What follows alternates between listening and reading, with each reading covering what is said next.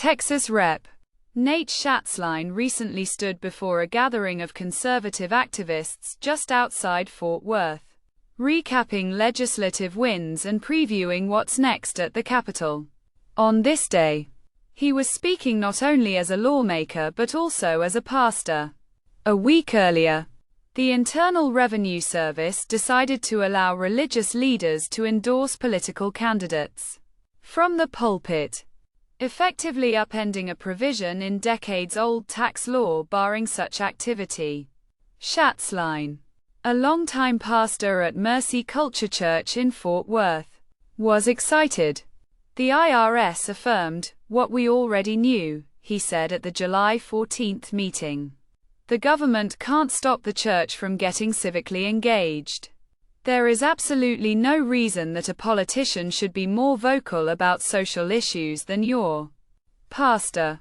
And so I need pastors to stand up, Schatzline told the crowd made up of members of True Texas Project, a Tarrant County-based organization that is a key part of a powerful political network pushing lawmakers to adopt its hardline opposition to immigration and LGBTQ+ rights and to advance conservative education policies. We need pastors to be bold.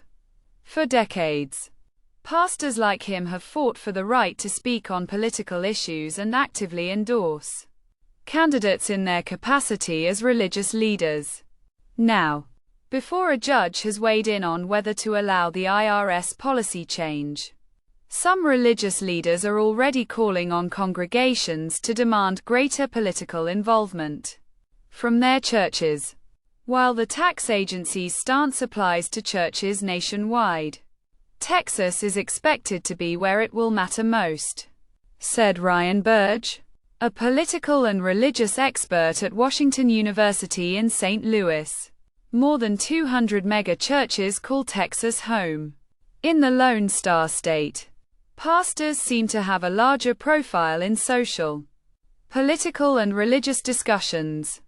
Texas will be the epicenter for testing all these ideas out, he said. Schatzline said as much in a follow-up interview.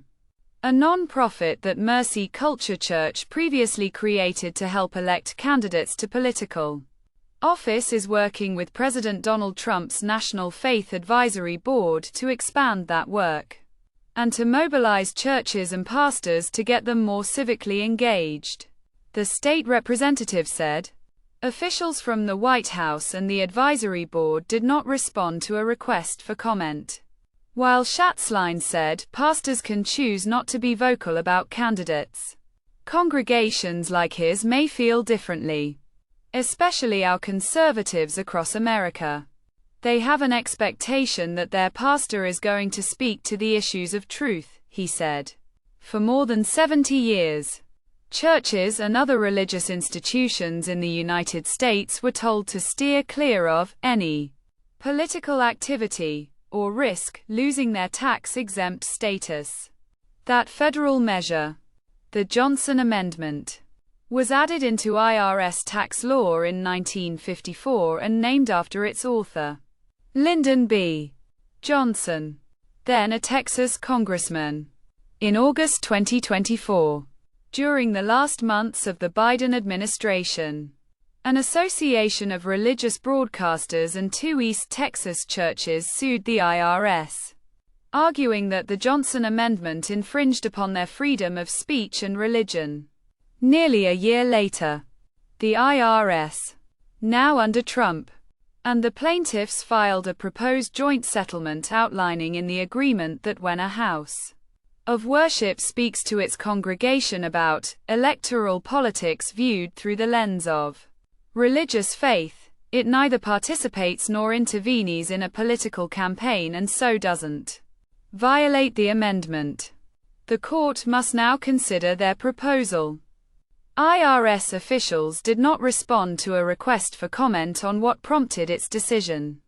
The biggest implication of the proposed legal agreement is a push on pastors to be more political than they want to be, said Burge, a former Baptist pastor who is now a professor of practice at Washington University's John C.